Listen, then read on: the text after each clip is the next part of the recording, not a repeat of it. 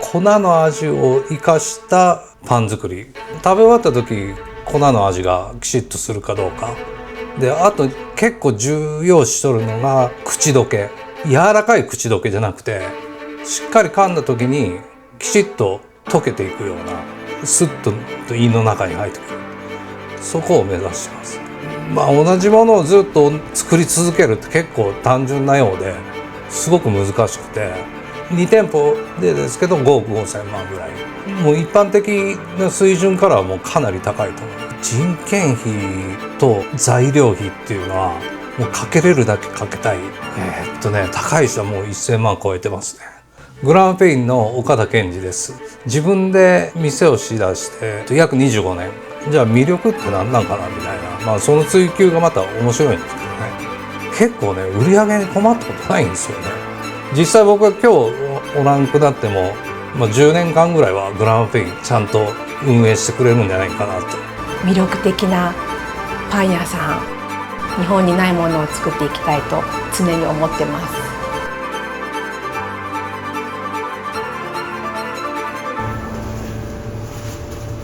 16歳からもうパンを作ってもう40年ぐらいやったんですけど、30歳ぐらいまでは、ドンクにいましたね。32歳の時にグランペインをやりだしたっていう。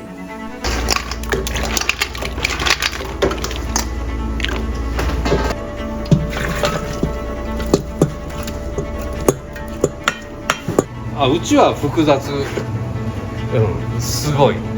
ちはもう50年ぐらい前のやり方をずっとやっとるんで、その頃のパンが結構ね、やっぱし香ばしい美味しい粉の味がしっかり出るパンの製法になってるんですよね。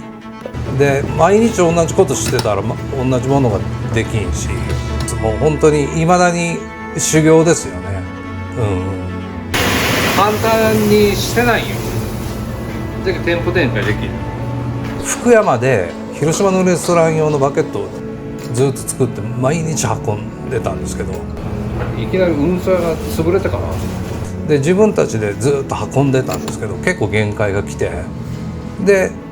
店舗展開するつもりはなかったんですけど、でたまたまここに物件が出てたんで、それでここで作り出すようになったんですよね。ここに来た時に私このパン屋働きたいなみたいな、もうまさに私の理想としてるパン屋だったんで。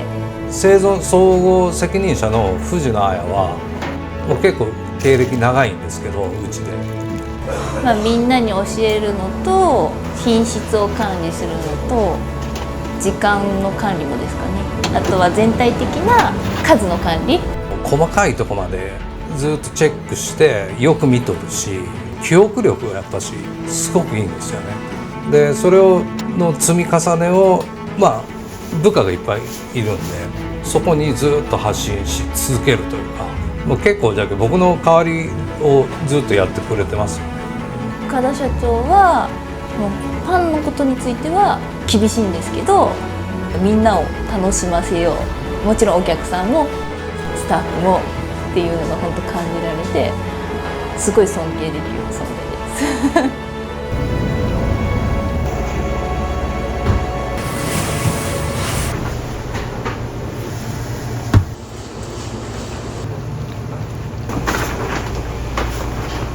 あんまり理念とか目標とか好きじゃないんだけど、でも結局こういうのはいるんよね。なんか合言葉みたいな。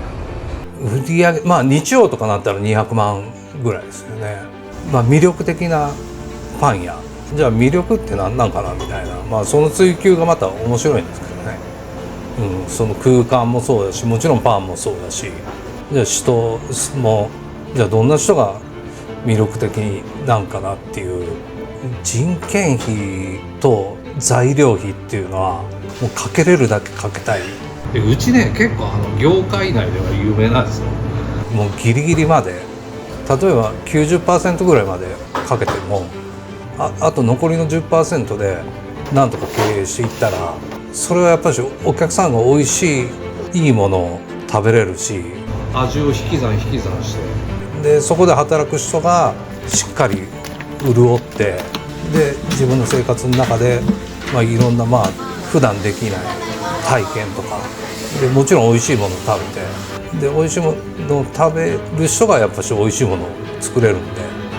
結構スタッフの給料って大切なんですよね。僕は取らりゃ手だけ高い人はもう1000万超えてますね。もう一般的な水準からはもうかなり高いと思います。その代わり仕事は大変ですけどね。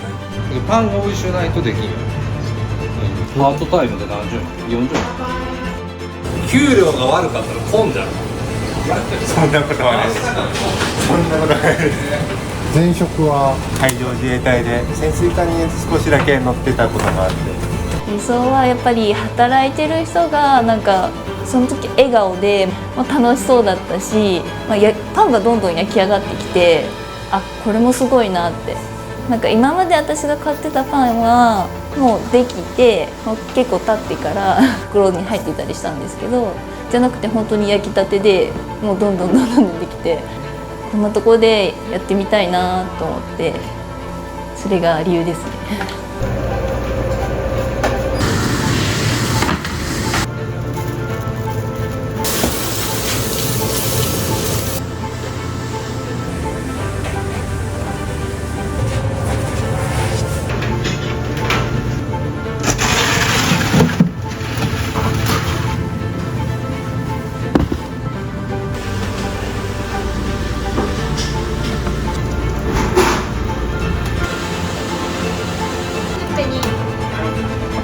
イタリアンピザです。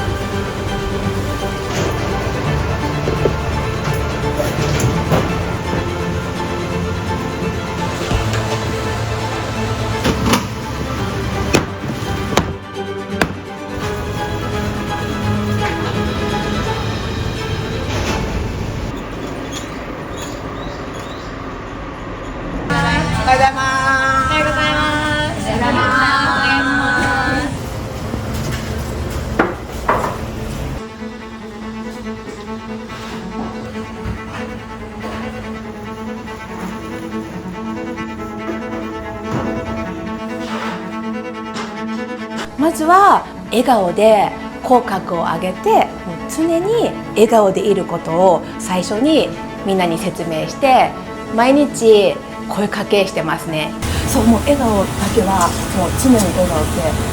教育してるんですよ。副社長の夏美さんはグラマーペインはこうあるべきっていうことがもうほとんど分かってるんで、どんなことでも夏美さんに聞いたら答えがちゃんとすぐ返ってくるっていう、部下からもそうだし僕からももう絶大な信頼を置いてる人。ここができてすごい素敵なパン屋さんができたって知ってもう見に来て、もうここで働きたいと思ってすぐ面接に来ました最初はパートで入って子供が小さかったのでずっと働いてて、人事部長になり販売責任者になり、今は副社長となって社長の言うことを聞いてみんなに伝えて頑張っていますお店のパンをもう全種類食べるようにみんなに伝えてます。で休憩中もうたくさんパンを食べて、みんな食べ放題なんですよ、パンがなのでしっかりパンを食べて味を見て確認してお客さんに説明できるようにっていうのを伝えてるので、もうとにかくパンを食べるように伝えてますね。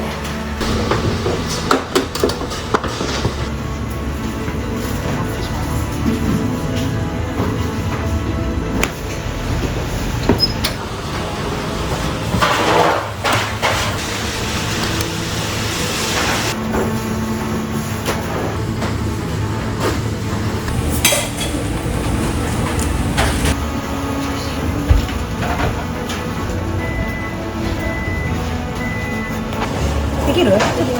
左に。